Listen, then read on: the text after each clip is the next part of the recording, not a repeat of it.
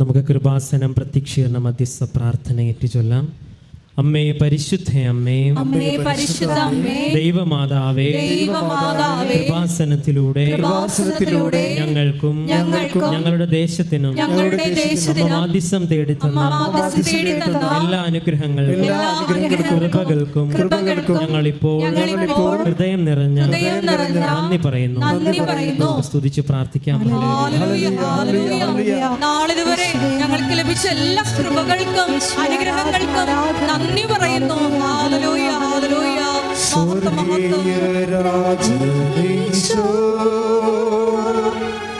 നിൻ മുൻപിൽ വന്നിതാ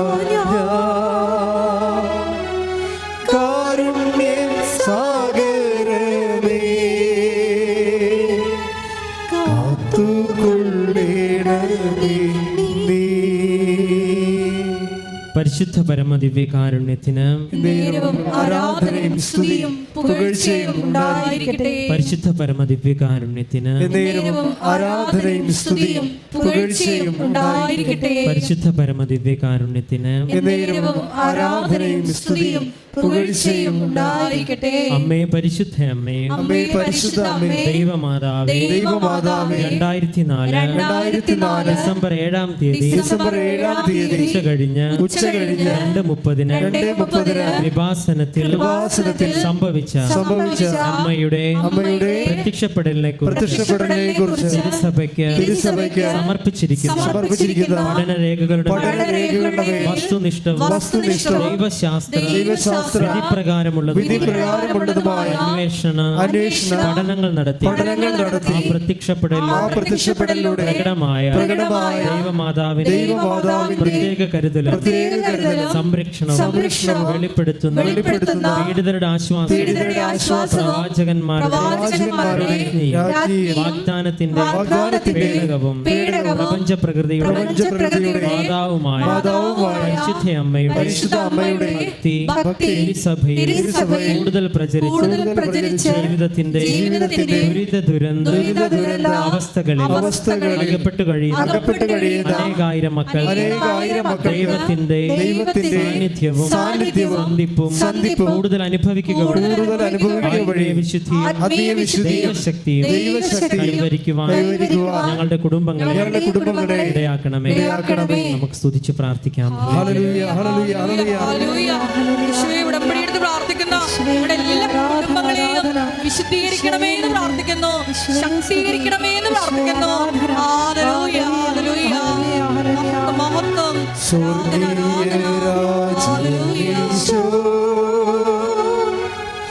നിൻ മുൻപിൽ വന്നിതാ കാരുണ്യ സാഗരമേ, കാത്തുകൊള്ളേണമേ നീ. കാരുണ്യ സാഗരമേ, കാത്തുകൊള്ളേണമേ നീ.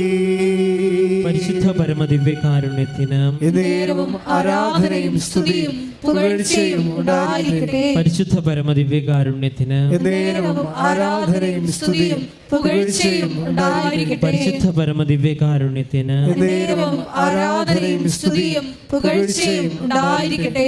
അമ്മേ, പരിശുദ്ധ അമ്മേ, പരിശുദ്ധ അമ്മേ, ഭൂസ്വർഗലോകങ്ങളുടെ രാജ്ഞിയായ അങ്ങേക്ക് ഭൗമ സംരക്ഷണത്തിനായി പ്രപഞ്ച പ്രകൃതിയെ തന്നെ തിരുസഭ പ്രതിഷ്ഠിക്കുവാൻ ഈ പ്രത്യക്ഷീകരണം വഴി ഇടയാക്കണമേ. പരിശുദ്ധ അമ്മേ, ജപമാല മാതാവേ, സകല കൃപാസനം പ്രാർത്ഥനകളോട് ചേർന്ന് ഇപ്പോൾ പ്രാർത്ഥിക്കുന്ന ഈ സമൂഹത്തിന്റെ പ്രത്യേക നിയോഗങ്ങൾ നമുക്ക് മൗനമായി നമ്മുടെ നിയോഗങ്ങൾ സമർപ്പിക്കാം.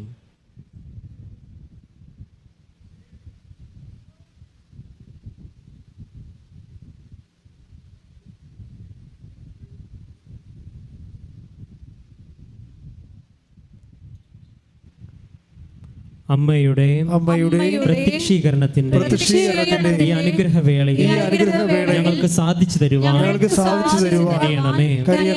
ആമേൻ. നമുക്ക് സ്തുതിക്കാം. ഹല്ലേലൂയ.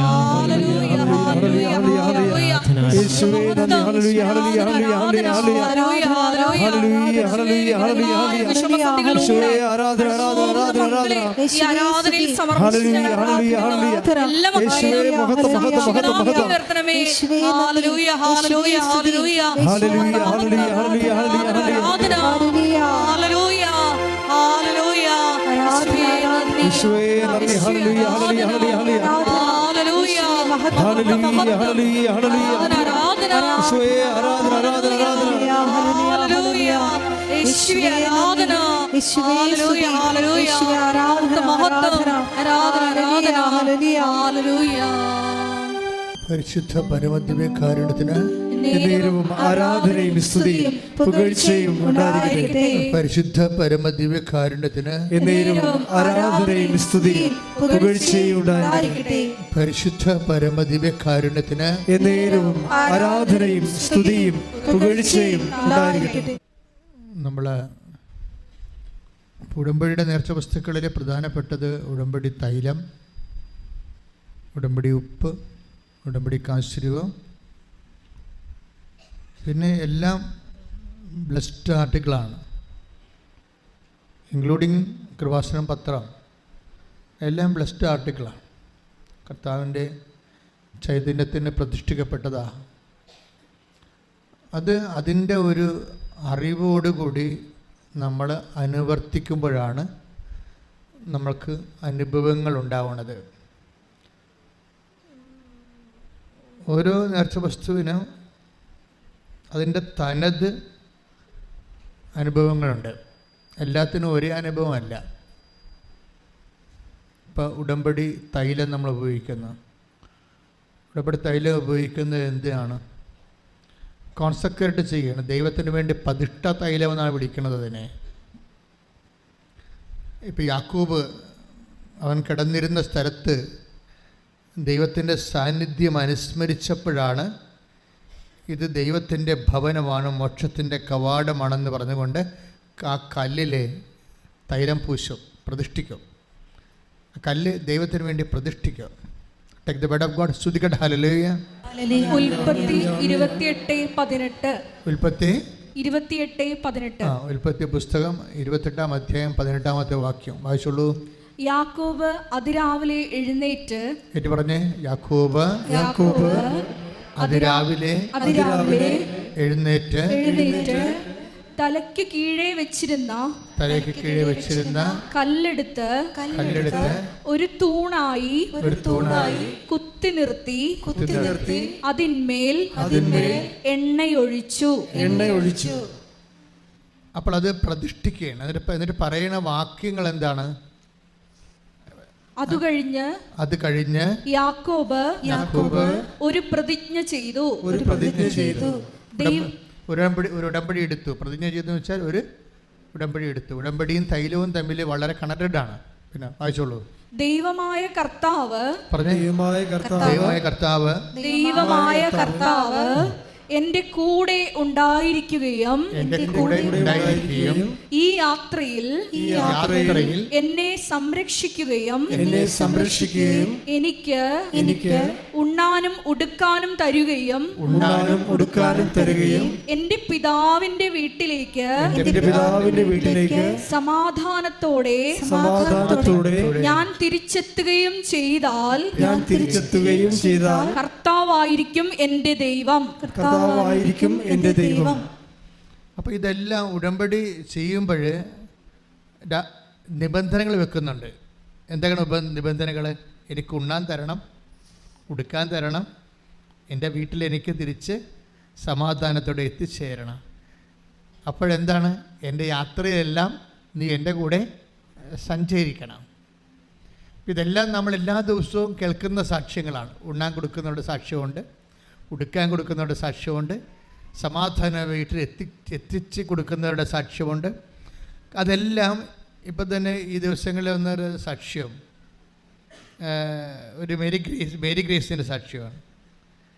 മേരി ഗ്രേസ് തൈലമൊക്കെ പൂശി ആണ് PSC ടെസ്റ്റിന് പോണത്. അപ്പം ടെസ്റ്റ് സംഭവിച്ച കാര്യങ്ങൾ പറയുകയാണ്. ഇവളുടെ വയസ്സൊക്കെ കൂടി പല PSC പരീക്ഷകളും തോറ്റു. ഇതൊരു ലാസ്റ്റ് ഓപ്ഷനാണ്.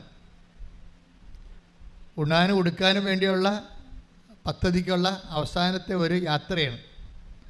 ആദ്യം എന്താ ചെയ്യണത്? യാക്കോബ് ചെയ്ത പോലെ തൈലം പൂശും, പ്രതിഷ്ഠിക്കും. നമ്മൾ തൈലം നെറ്റിക്ക് പൂശുന്നത് എന്തിനാണ്? ഞാൻ ദൈവത്തിന് പ്രതിഷ്ഠിക്കപ്പെട്ടവളാണ്. ക്ലിയർ അല്ലേ? ഞാൻ ദൈവത്തിന് പ്രതിഷ്ഠിക്കപ്പെട്ടവനാണ്. അതാണ് തൈലം പൂശുന്നത്. നമ്മൾ രാവിലെ ഉടമ്പടി തൈലം എടുത്ത് പൂശുമ്പോൾ ഉദ്ദേശിക്കുന്നത്, ഒന്ന് ഞാൻ ഉടമ്പടി ചെയ്ത ആളാണ്, രണ്ടാമത്തത് ഉടമ്പടി വഴി ഞാൻ ദൈവത്തിന് പ്രതിഷ്ഠിക്കപ്പെട്ടവളാണ്, പ്രതിഷ്ഠിക്കപ്പെട്ടവനാണ്.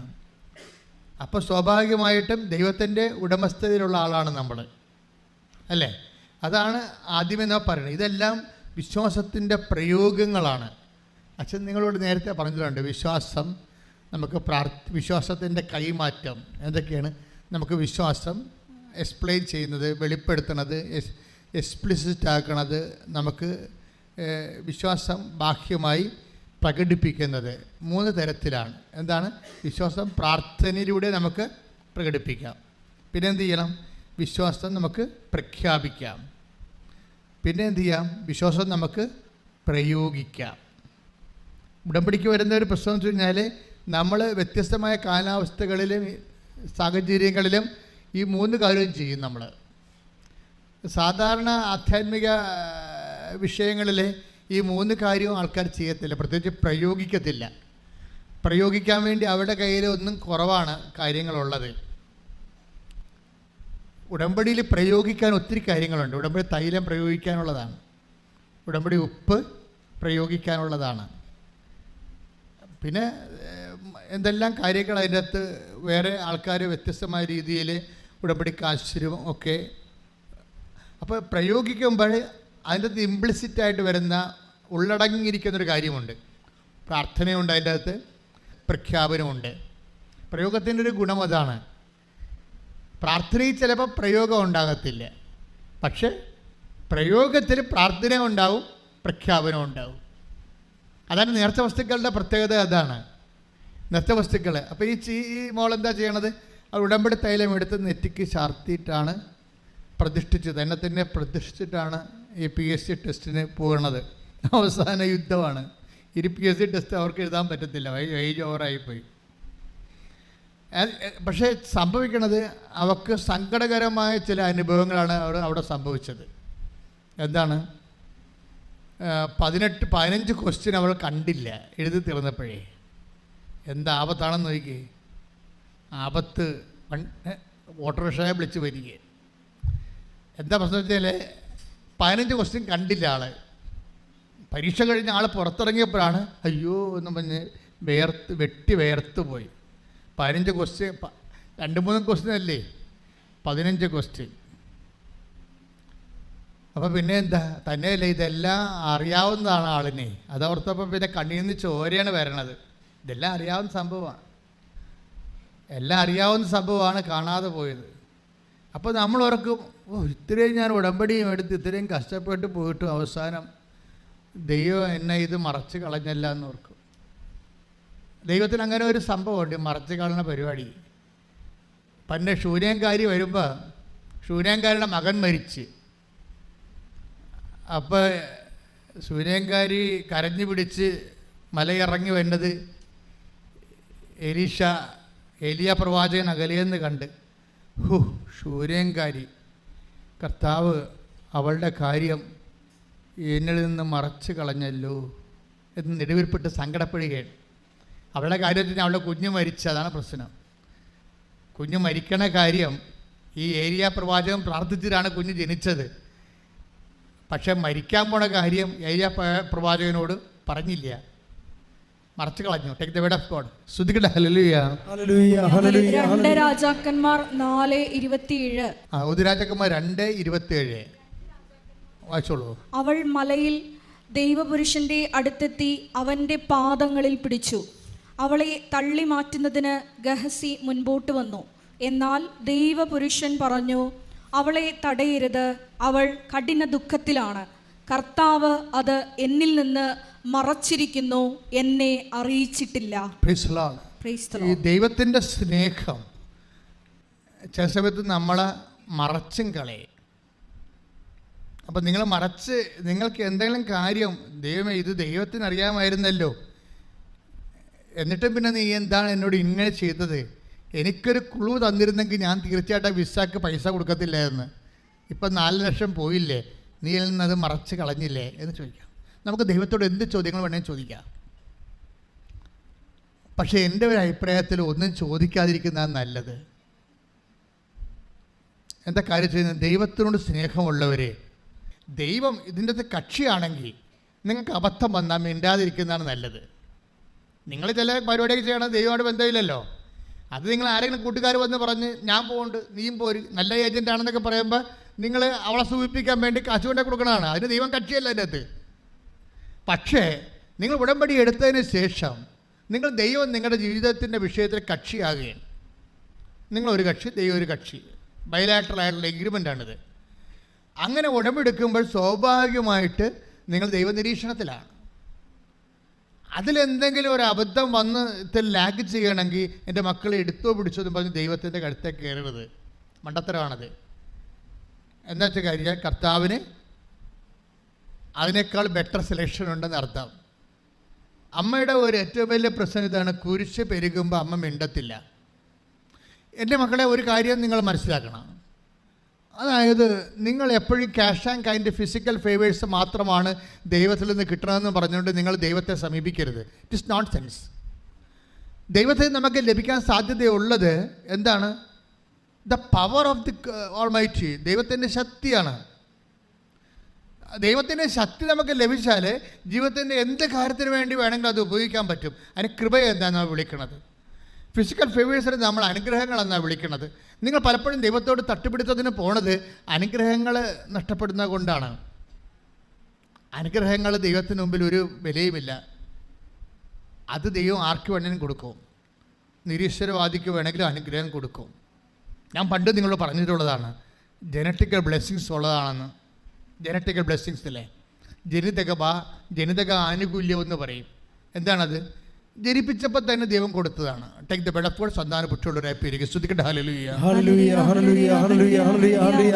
യേശുവേ നന്ദി, യേശുവേ സ്തുതി, യേശുവേ ആരാധന. ഹല്ലേലൂയ, ഹല്ലേലൂയ, ഹല്ലേലൂയ. ഉൽപ്പത്തി 17:2. ഉൽപ്പത്തി 17:2. നീയുമായി ഞാൻ എൻ്റെ ഉടമ്പടി സ്ഥാപിക്കും. അതും ഉടമ്പടിയാണ് കേട്ടാ. ദൈവമായിട്ടുള്ള എല്ലാ ഏർപ്പാടുകളും ഉടമ്പടിയാണ്. ഞാൻ നിനക്ക് വളരെയേറെ സന്തതികളെ നൽകും. അതായത് ദൈവത്തെ ജനിതകമെന്ന് പറയുന്നത് ജനിച്ചിപ്പിച്ചപ്പോൾ കൊടുത്തതാണ്. അത് 17:2 അല്ലത്. അത് മനുഷ്യനെ സൃഷ്ടിച്ചപ്പോൾ സന്താന പുഷ്ടിയുള്ളവരായി പെരുകി ഭൂമിയെ കീഴടക്കുവിൻ. ശ്രുതിക്കട്ടെ. Take the bed of God. ശ്രുതിക്കട്ടെ. ഹല്ലേലൂയ, ഹല്ലേലൂയ, ഹല്ലേലൂയ, ഹല്ലേലൂയ, ഹല്ലേലൂയ, ഹല്ലേലൂയ, ഹല്ലേലൂയ. യേശുവേ നന്ദി, യേശുവേ സ്തുതി. ഹല്ലേലൂയ, ഹല്ലേലൂയ, ഹല്ലേലൂയ, ഹല്ലേലൂയ, ഹല്ലേലൂയ, ഹല്ലേലൂയ, ഹല്ലേലൂയ, ഹല്ലേലൂയ. ഉൽപ്പത്തി 1:28. ഉൽപ്പത്തി 1:28. ദൈവം അവരെ ഇങ്ങനെ അനുഗ്രഹിച്ചു. That is blessing, physical favours. ദൈവം പറഞ്ഞ ദൈവം ഇങ്ങനെ അവരെ അനുഗ്രഹിച്ചു.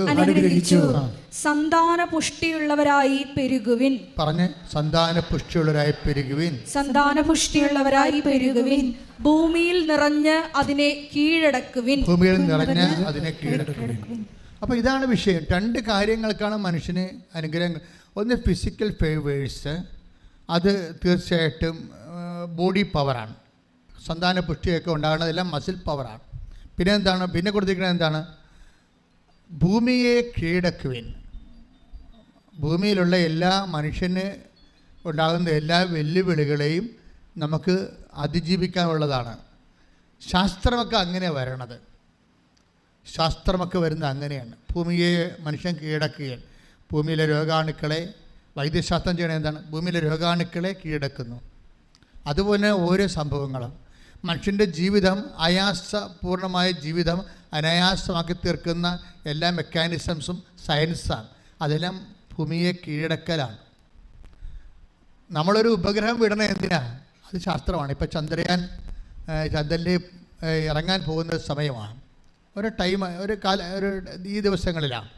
അപ്പോൾ അങ്ങനെ വരുമ്പോൾ അതൊരു ഭൂമിയെ കീഴക്കലാണ്. നമ്മളിങ്ങനെ ഉപഗ്രഹങ്ങളൊക്കെ അതുപോലെ തന്നെ ഈ ചന്ദ്രയാനൊക്കെ ചെയ്യുമ്പോൾ നമുക്കുണ്ടാകുന്നത് ശാസ്ത്രജ്ഞാനം വർദ്ധിക്കുകയാണ്, സാങ്കേതിക ജ്ഞാനം വർദ്ധിക്കുകയാണ്.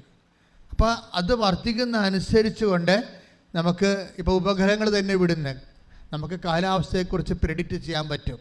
ഒരു കൊടുങ്കാറ്റ് വരുന്നുണ്ടെങ്കിൽ അത് മനുഷ്യനെ വൈപ്പ് ഔട്ട് ചെയ്ത് കടലിൽ കൊണ്ട് മുക്കിക്കൊന്ന് കളയുന്നുണ്ടെങ്കിൽ ഒരു 10 ദിവസം മുമ്പ് തന്നെ അത് പ്രെഡിക്റ്റ് ചെയ്യും, കത്രീന കൊടുങ്കാറ്റ് വരുന്നുണ്ട്, അത് കേരളത്തിൻ്റെ തീരം തൊടാൻ സാധ്യത. ഉടനെ അത് ഉപഗ്രഹമാണ് പറഞ്ഞു തരണത്. അപ്പോൾ നമ്മൾ ഭൂമിയെ കീഴടക്കുകയാണ്. ശാസ്ത്രം എന്തിനാണ്?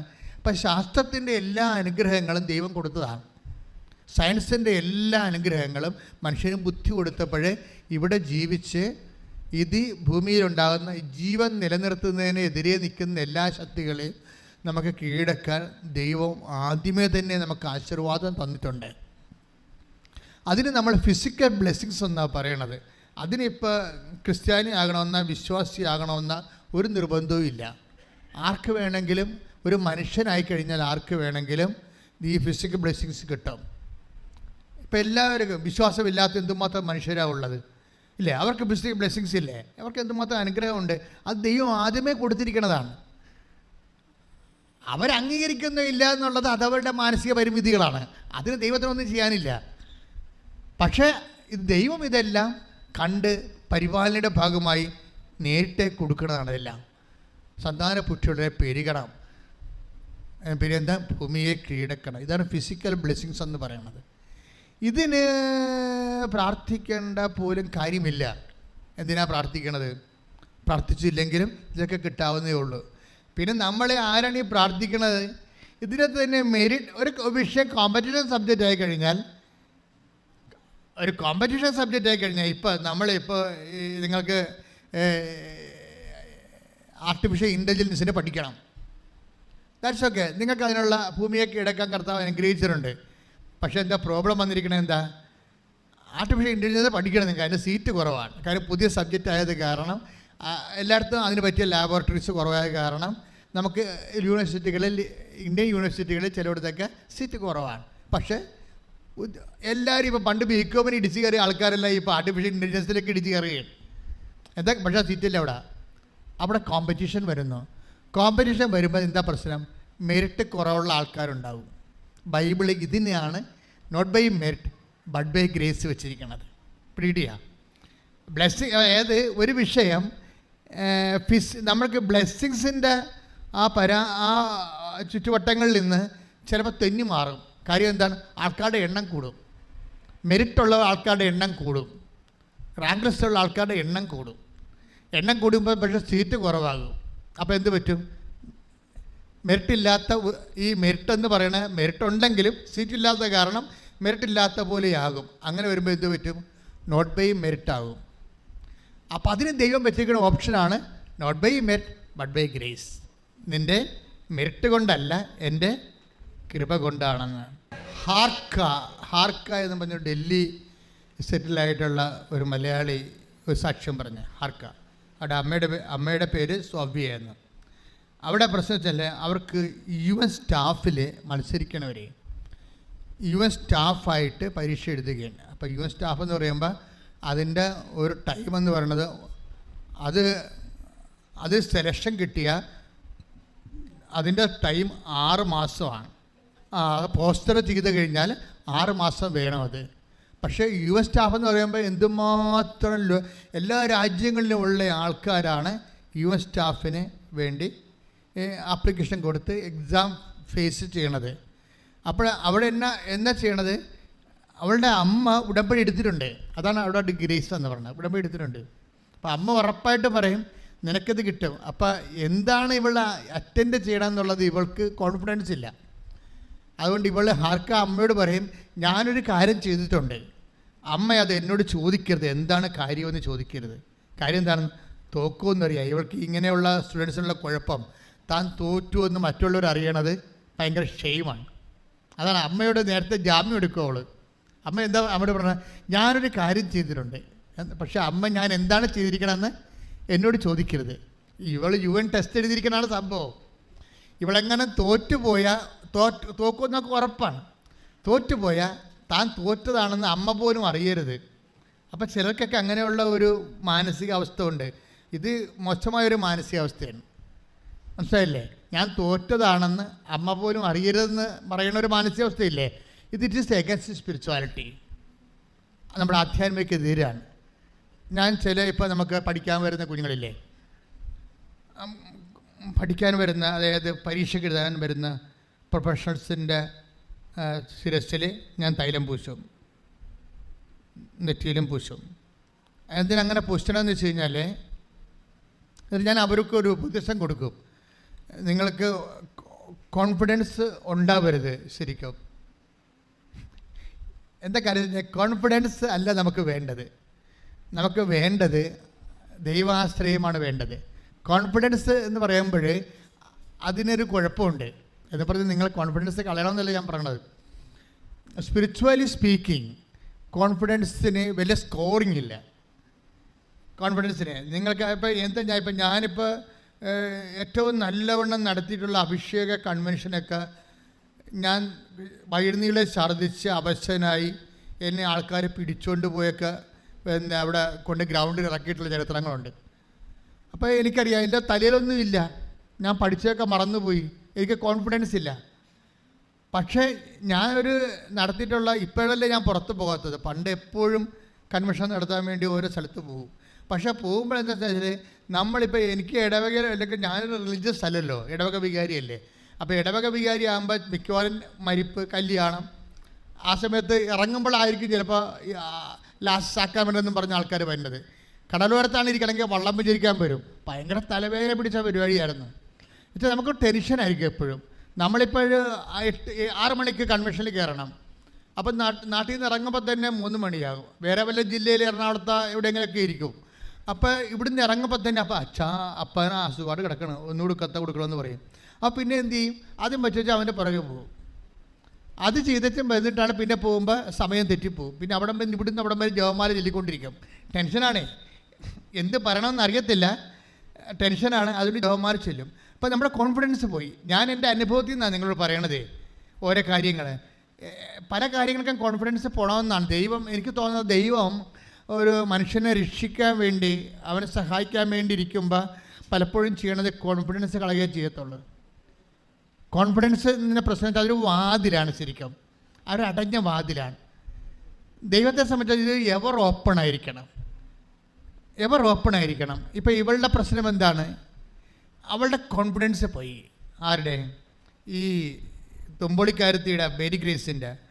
അവൾക്ക് എന്താ കോൺഫിഡൻസ് കളഞ്ഞത്? ആ 15 ക്വസ്റ്റ്യൻ അവൾക്ക് അറിയാവുന്നതായിരുന്നു. ആ 15 ക്വസ്റ്റ്യൻ വിട്ടുപോയത് കണ്ടില്ല. ദൈവകൃപ എപ്പോഴും നമ്മളെ തിരക്കി വരുമ്പോൾ ആ സമയത്ത് നമുക്ക് കോൺഫിഡൻസ് ഇല്ലാത്തവരായിട്ടാണ് നമ്മൾ കണ്ടെത്തുന്നത്. നിങ്ങൾക്ക് ദൈവത്തെ പഠിക്കണം നമ്മൾ ശരിക്കും. അല്ലാതെ ഓരോരോ കാര്യത്തിന് ഇങ്ങനെ ദൈവത്തിൻ്റെ കഴുത്തേ കയറി മോന്തം കയറ്റി ഫൈറ്റ് ചെയ്ത് നടക്കരുത്. എന്താ കാരണം വെച്ചാൽ അമ്മയെ കണ്ടാണ് പഠിക്കേണ്ടത്. നിങ്ങൾ ദൈവത്തെ പഠിക്കണമെങ്കിൽ ആദ്യം മറിയത്തെ പഠിക്കണം. മറിയം ഈ കാലാവസ്ഥയെല്ലാം കണ്ട ആളാണ്. മറിയം വളർന്നു വന്ന സാഹചര്യങ്ങളിൽ അമ്മയുടെ വാക്കുകൾ, അമ്മയുടെ സുവിശേഷത്തിൽ എന്നെ ഏറ്റവും എപ്പോഴും ആകർഷിക്കുന്നത് അമ്മ മിണ്ടിയില്ലെന്നാണ്. പക്ഷേ അമ്മ ഹൃദയത്തിൽ സംഗ്രഹിച്ചു. അതാണ് വേറെ എല്ലാ വിശുദ്ധന്മാരെക്കാളും അമ്മയെ ഉയർത്തി നിർത്തുന്നത് ഈ മൗനമാണ്. അത് അമ്മ എപ്പോഴൊക്കെ മൗനം എടുത്തണം നിങ്ങൾക്കറിയാമോ? മൗനം എടുക്കുന്നത് മുഴുവനും ഭയങ്കരമായ ചങ്കതകരുന്ന അവസ്ഥയിലാണ് മൗനം എടുക്കുന്നത്. നമുക്ക് ദൈവത്തോടൊരു യുദ്ധത്തിന് തയ്യാറാകുന്ന അവസ്ഥയിൽ ദൈവം നമ്മുടെ അസ്ഥിക്ക് നിരക്കാത്ത ഒത്തിരി കാര്യങ്ങൾ ചെയ്യുമ്പോഴാണ് അമ്മ മൗനം പാലിക്കുന്നത്. ഒരിക്കലും അമ്മ മൗനം പാലിച്ചത് ഒരു പരിചയമില്ലാത്ത ആൾക്കാർ പെറ്റതറിയാൻ വരുമ്പോഴാണ്. ബന്ധുക്കളില്ല, സ്വന്തപ്പെട്ടവരില്ല, ആരുമില്ല. അപ്പോഴുണ്ട് പ്രാകൃതം പിടിച്ച കുറേ മനുഷ്യർ പാതിരാത്രി കയറി വരും, ഇടയന്മാർ. അപ്പോൾ അവർ പോയി കഴിയുമ്പോൾ അമ്മ മൗനം പാലിക്കും. ഒരു കാര്യമില്ലെന്ന് 72-80 മണിക്കൂർ മുമ്പ് മര്യാദക്ക് വീട്ടിൽ പ്രസവിക്കാനുള്ള എല്ലാ കാര്യവും സെറ്റ് ചെയ്തുകൊണ്ട് അന്നാമ്മ സെറ്റ് ചെയ്ത കാര്യമാണിത്. അവിടുന്ന് പിടിച്ചിറക്കി കൊണ്ടുപോരുകയാണ്. ഒരു കാര്യമില്ല, പിടിച്ചിറക്കി കൊണ്ടുപോരുകയാണ്. എന്നിട്ടാണ് ഈ ചാണകക്കൊടുന്ന് പെറ്റി കിടത്തുന്നത്. അപ്പോൾ ഈ ഇത്രയും സങ്കടകരമായ ഒരു അവസ്ഥയിൽ ദൈവം ചെയ്യണത് എല്ലാം നെഗറ്റീവാണ് ചെയ്യണത് മുഴുവനും. ആ ഈ നെഗറ്റീവ് ചെയ്യുമ്പോഴും അതിൻ്റെ അകത്തുള്ള പോസിറ്റീവ്, അതിൻ്റെ അകത്തിരിക്കുന്ന പോസിറ്റീവ് അറിയണമെങ്കിൽ നല്ല സ്പിരിച്വാലിറ്റി വേണം. ദൈവം ചെയ്യണ നെഗറ്റീവാണ് ചെയ്യണത്, പക്ഷെ അമ്മയ്ക്ക് ഫീൽ ചെയ്യണ പോസിറ്റീവായിട്ടാണ്. ഇതാണ് സ്പിരിച്വാലിറ്റി എന്ന് പറയണത്, മെയിൻ സ്പിരിച്വാലിറ്റി. ദൈവം നമ്മോട് നെഗറ്റീവ് ചെയ്യും, നമുക്കത് പോസിറ്റീവായിട്ട് ഫീൽ ചെയ്യും. അതുകൊണ്ടാണ് അമ്മ റിയാക്ട് ചെയ്യാത്തത്. പ്രാർത്ഥിക്കുക, അമ്മേ പരിശുദ്ധ അമ്മേ, അമ്മേ പരിശുദ്ധ അമ്മേ, ദൈവമാതാവേ, ദൈവമാതാവേ, അമ്മയെ പോലെ എൻ്റെ ജീവിതത്തിലെ നെഗറ്റീവ് സംഭവിക്കുമ്പോഴേ പോസിറ്റീവ് അനുഭവിച്ചതുപോലെ ഹൃദയത്തിൽ സംഗ്രഹിക്കാൻ എനിക്ക് ആത്മാഭിഷേകം നൽകണമേ. ആത്മാവേ പരിശുദ്ധാത്മാവേ,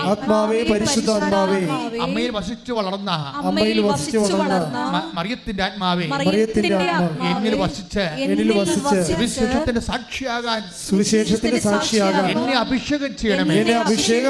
ശ്രദ്ധിക്കട്ടെ. ഹല്ലേലൂയ, ഹല്ലേലൂയ, ഹല്ലേലൂയ, ഹല്ലേലൂയ, ഹല്ലേലൂയ. യേശുവേ നന്ദി. ഹല്ലേലൂയ, ഹല്ലേലൂയ, ഹല്ലേലൂയ, ഹല്ലേലൂയ.